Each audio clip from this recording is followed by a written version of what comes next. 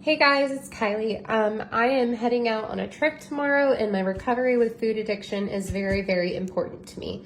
So I have packed the Premier Protein Shakes.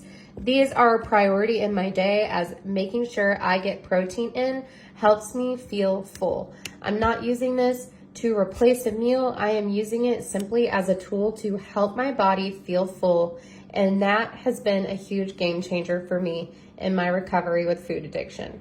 For my snacks on the road, I do bring fruit. I am bringing grapes. I'm gonna also pack a couple of bananas as well.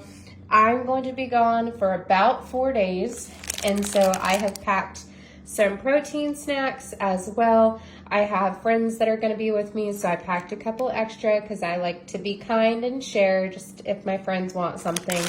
So these Quest cookies are 5 points. The Quest raspberry are 4 points. The birthday cake, I believe, are 4 points. And then I've got these little 2-point protein 1 bars.